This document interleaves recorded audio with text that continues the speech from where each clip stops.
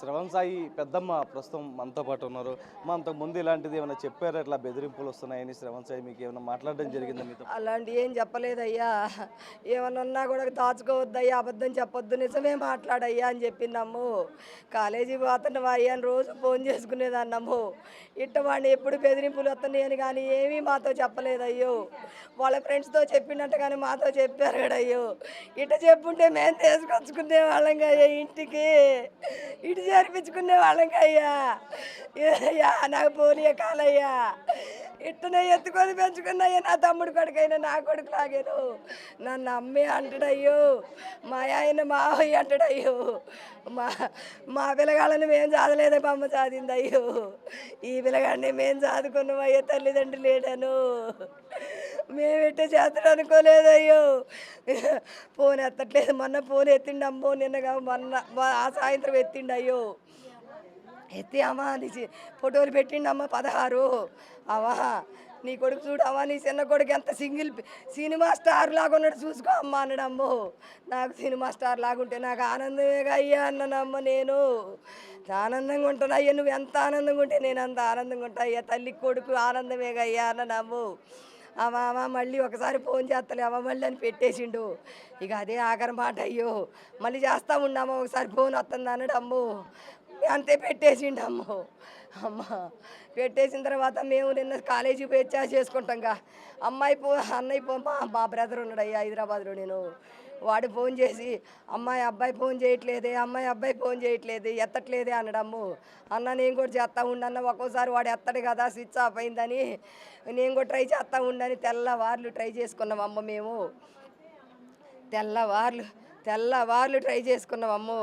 తెల్లవార్లు try చేసిన తర్వాత తెల్లారి పొద్దున అమ్మాయి నీకు ఏమన్నా ఎత్తిండని మా అన్నయ్య ఫోన్ చేసిండు. అయ్యో అన్న ఎత్తలేదన్న, పిల్లగాడు ఫోన్ ఎత్తలేదన్న. అన్నను నాకు దడ పడుతుందమ్మో, భయం పడుతుందమ్మో, ఏమైందో అను. తర్వాత ఎవరు ఆడమడిచి ఎత్తిందట మా అబ్బాయి ఫోను. ఎత్తి మీరు మాట్లాడుకున్నారా అండి, హాస్పిటల్లో ఉన్నావు, హాస్పిటల్లో వేసినవి అన్నారమ్ము. హాస్పిటల్లో వేసినవంటే ఏ చెయ్యి కాలు ఇరిగిందో ఏమో, హాస్పిటల్లో ఉన్నాడు మాట్లాడదామనుకున్నారు కానీ ఇంత గొప్ప వచ్చింది అనుకోలేదు అయ్యో. మేము కారు డ్రైవర్ని మాట్లాడుకున్నాం అయ్యో. మాట్లాడుకుని పోదామని మళ్ళీ ఎమ్మటే ఫోన్ వచ్చిందమ్మ, మా బావగారు అబ్బాయిని పోవన్నవమ్మో. నిజాంపేట హాస్పిటల్ అంటే మా బావగారు అబ్బాయిని పోవన్నవయ్యో, పోయి చూడమన్నవయ్యో. పోయి చూసాక ఇంకెక్కడ చచ్చిపోయిండు అని చెప్పారయ్యా. ఇంకా చచ్చిపోయిండు అని చెప్పిన తర్వాత ఇంకేముందయ్యా, పక్కన పారిపోయిందయ్యా. మాకం పారిపోయిందయ్యా. నేను పెంచుకున్న దానికి సార్థకత ఏముందయ్యా. నా తమ్ముడు కొడుకైనా నేను ఎంత ప్రాణంగా పెంచుకున్నాను. నన్ను అమ్మే అంటాడయ్యా, నన్ను అమ్మే అంటాడయ్యో. ఆయన మావయ్య అన్న నన్ను అమ్మే అంటాడయ్యా. నా పిల్లగాళ్ళ కంటే ప్రాణంగా పెంచిండయ్యో మా ఆయన కూడా. ఇంటికి మాట్లాడదామని పిలిచి ఇలా చేయడం అసలు ఎంతవరకు కరెక్ట్? ఎంతవరకు కరెక్ట్ ఏందయ్యా. వాళ్ళు ఏం మాట్లాడదామని పిలిచారో తెలియదయ్యా. ఈ పిల్లగాడు ఎవరికి కష్టం వచ్చినా పోతానంటాడయ్యా. ఆ పిల్ల వాళ్ళ ఇంట్లో ఎరాస్ చేస్తున్నారని చెప్పి ఫోన్ చేసిద్దంట అయ్యా. ఎప్పుడు ఫోన్ చేస్తే ఈడు పోయేవంట. ఎందుకురా నీకు ఆ పిల్లతోటి, ఆ పిల్ల ఎవరురా నీకు, ఎప్పుడు 10th చదువుకునేటప్పుడు అయ్యా. ఎందుకంటేనేమో అంటే ఏం లేదమ్మా, అది ఏం కాదమ్మా, ఎవరికైనా హెల్పింగ్ నేచర్ ఉండాలమ్మా, దానికి ఇబ్బందిగా ఉందంట, ఒకసారి వెళ్ళి చూసి వస్తాను అనేవాడమ్ము. అమ్మ ఎప్పుడు పోయినా ఈసారి ఇట్లా చేశారమ్మా, నమ్మిచ్చి మోసం చేశారమ్మా.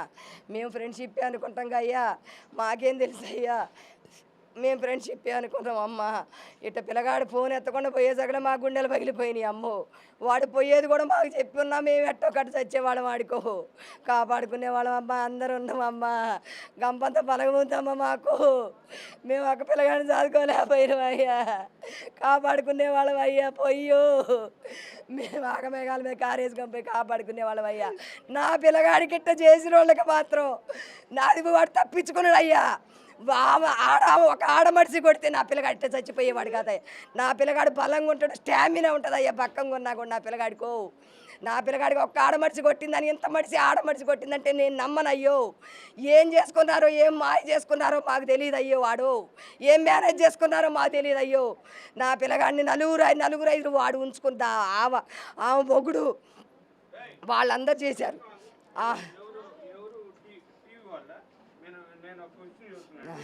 మేము ప్రస్తుతం దీనికి సంబంధించి కూడా నిందితుల్ని ఒకటే శిక్షించాలంటే కూడా వీరంతా డిమాండ్ చేస్తున్నటువంటి పరిస్థితి కనిపిస్తుంది. ప్రస్తుతం ఏదైతే పోలీసులు కూడా నిష్పక్షపాతంగా విచారణ చేయాలంటూ కూడా కోరుతున్నటువంటి పరిస్థితి అయితే కనిపిస్తుంది. వాట్ స్టూడ్ ఇది రాకూడదయ్యా, వాళ్ళ ఇంటిలో బాధి అలాగే పోవాలయ్యా.